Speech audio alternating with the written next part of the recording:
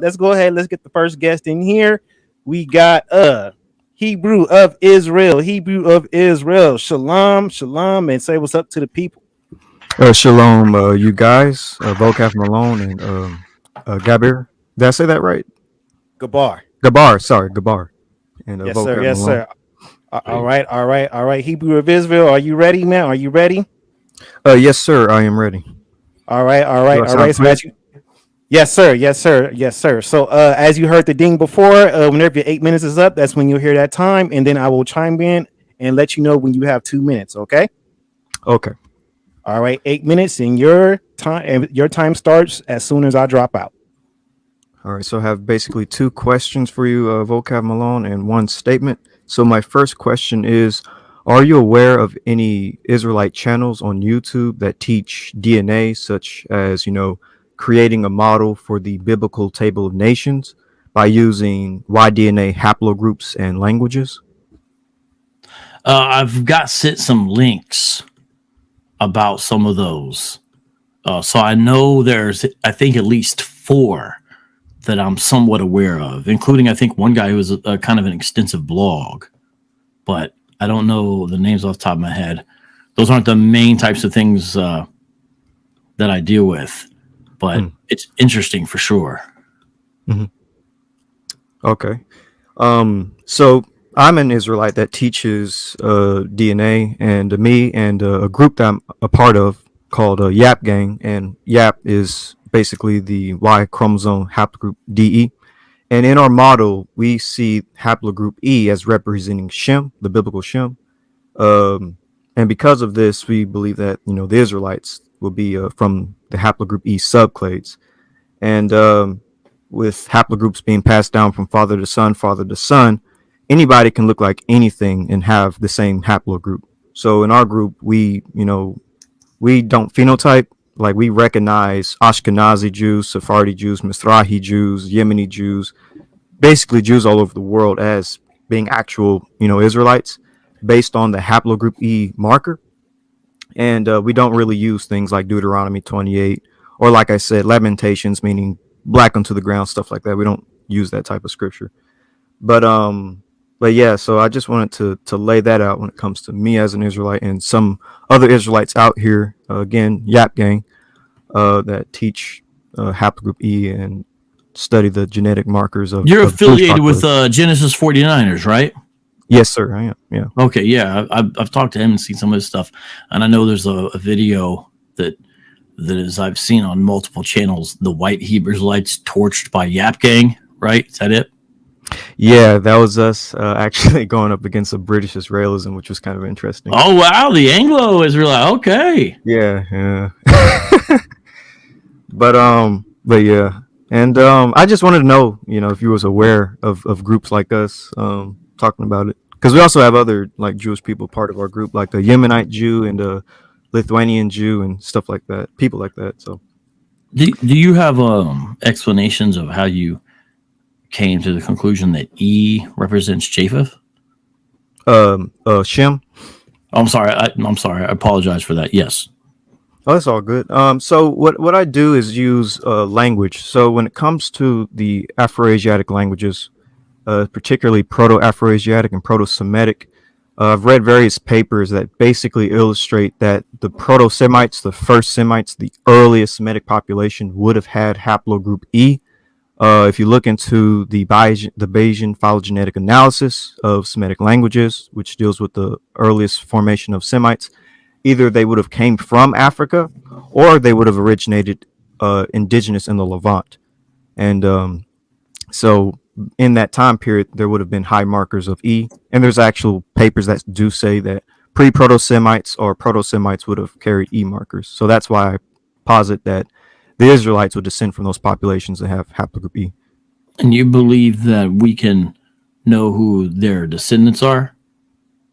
Yes, and I kind of use the modern Jewish population to a certain extent to mark that, because 20% of Ashkenazi Jews have E and like 30% of Sephardi have E. So it's kind of interesting. So what do you think the main significance, let's say an Ashkenazi or Sephardic has E, what does that mean for their their spirituality, their relationship with God. What do you think is the application of that? Oh, I do this mostly for like the understanding of the ancient world. Like I have a minor in history, so when it comes to like trying to figure out the ancient Near East, that's kind of why I do this. Also, genetically as well, why I do this because I just like the ancient world. So I just like I just consider myself like Indiana Jones, I guess. But in terms of spirituality, of course, Yeshua or Jesus Christ. Obviously, he's more important. He's who you go through to be saved. But I do this side stuff, the history and the genetics for the fun of it, like connecting people and stuff. So, what are do you have any? What are some of maybe the best papers or books that you think? Let's say we're going to get started looking at this. A person could read to understand the earliest Semites and their point of origin and their haplogroups. What are some of the maybe names or authors? Something to refer to, maybe. Yeah, so I will look into a linguist professor by the name of Christopher Ehret. I will look into Edward Lemsky. I would look into the recent paper dealing with Semitic languages called the Bayesian Phylogenetic Analysis. Hold on, let me look up the exact title. It is the Bayesian Phylogenetic Analysis of Semitic Languages Identifies an Early Bronze Age Origin in the Levant. There's so many other people. Who else? S.O.Y. Kita. Who else? There's I might get this guy's name mixed up wrong a little bit. 2 minutes. Totally. Now I have actually another question before Sorry about that. Go ahead. Yeah. So the last question I have is so I said all of that to say earlier, and do you know Abu, by the way? Mm-hmm. Yeah. Okay. So he said in the past that out of haplogroup E and haplogroup J, he sees really good evidence for haplogroup E being Semitic and Israelite, stuff like that. So I ask you, out of haplogroup E versus J, which one do you see best as being Shem or Semitic or Israelite, etc.? With any kind of definitive certainty, I don't think we can make some kind of definitive statement on that. I think we can say there's ones that are more likely and less likely, and we can do what are called population studies. So, J is not just something that only those who identify in some way as modern day Jews or Hebrews have. It's heavily present in what are sometimes referred to as Arab populations, for example, which would make sense if there's some kind of relation there. And then, I think the potential blood descendants of Aaron is also, Cohen modal type. I think that's an interesting area of study too.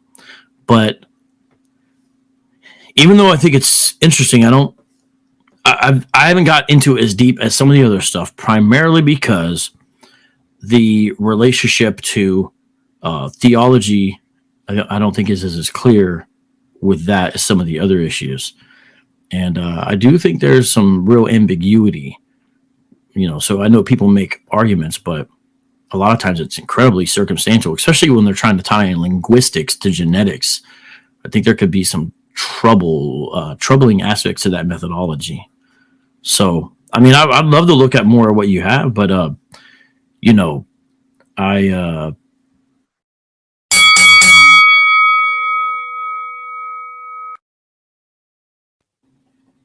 All right. The Hebrew of Israel, that is your time. Definitely appreciate you coming on through and asking vocab the questions. We're going to go ahead and move on to the next person. All right.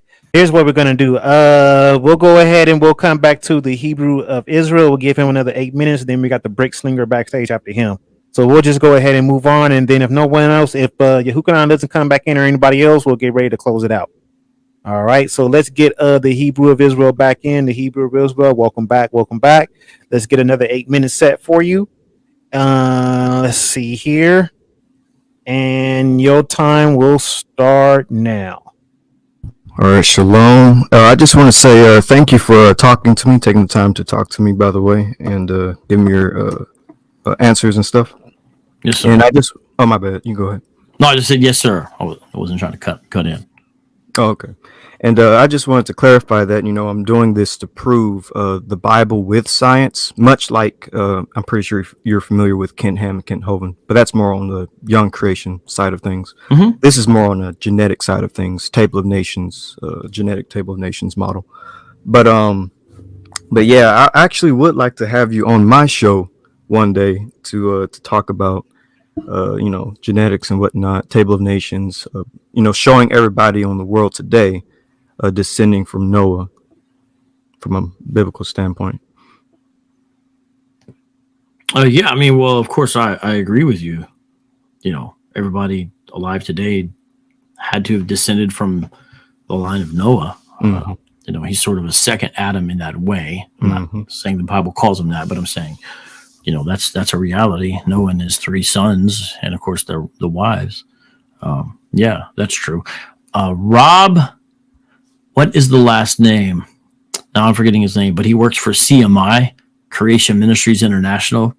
Dr. Rob, and I'm having trouble remembering. He has a great talk on Noah and the daughters of Eve, and gets into DNA that I think is a really helpful lecture.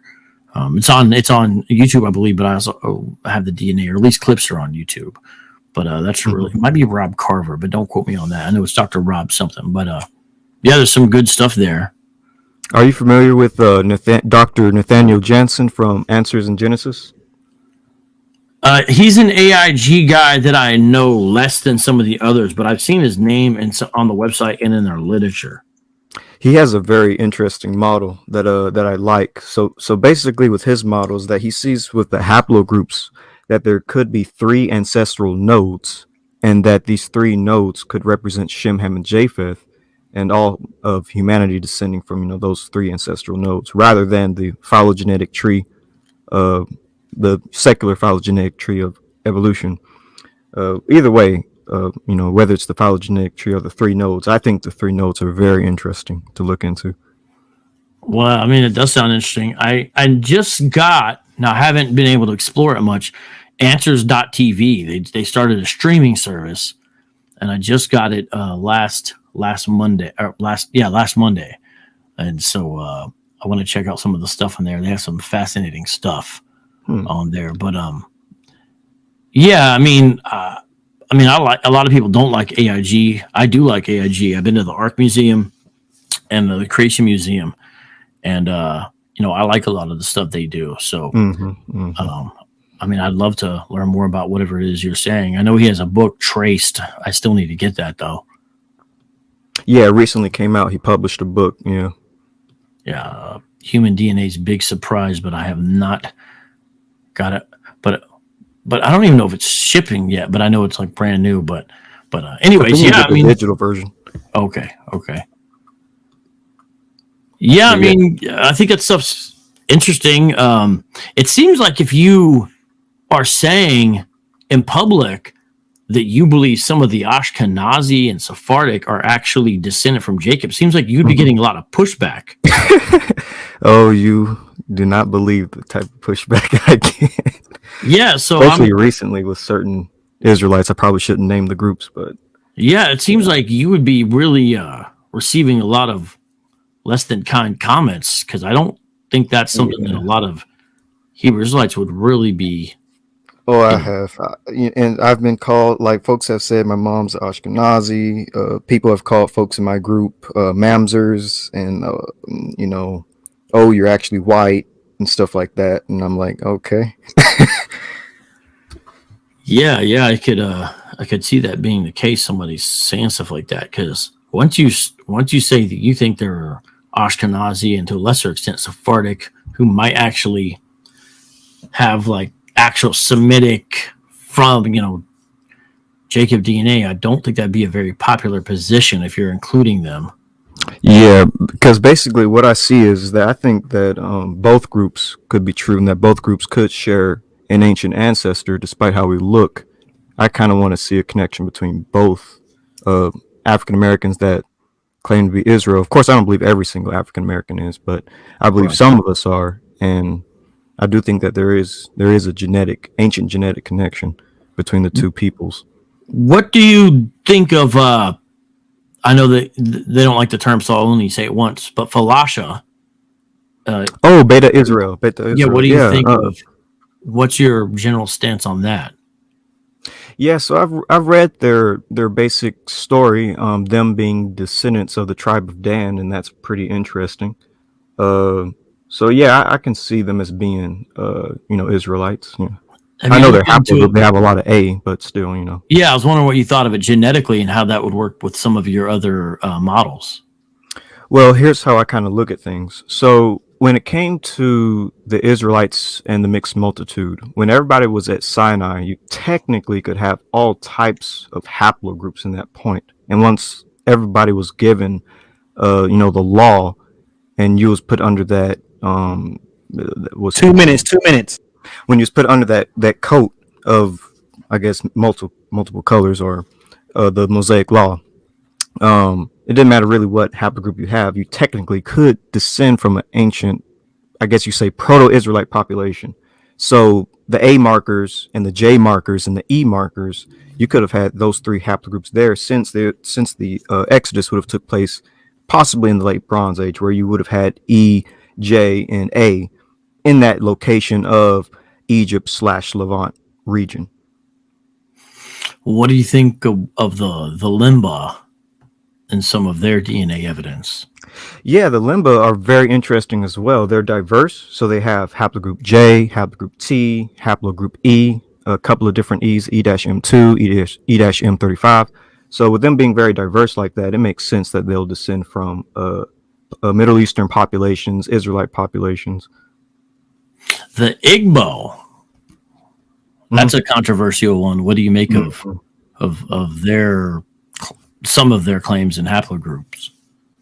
Yeah, so the Igbo are also interesting. They mainly have E1B1A, of course. But what's interesting about the Igbo is their autosomal DNAs, particularly their raw DNA data, what's deep in their ancestry. And what we do see is that there is an ancient Levantine component deep within their genes, specifically a Bronze Age Levantine component, as well as a Neolithic one.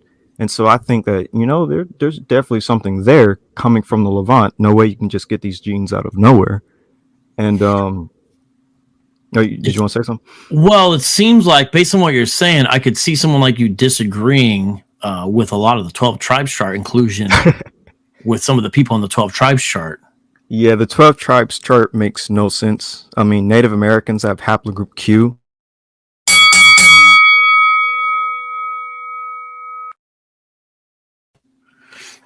All right, the Hebrew of Israel, that is your time. That is your time. Definitely appreciate you coming back through, man. Let's go ahead and let's move on.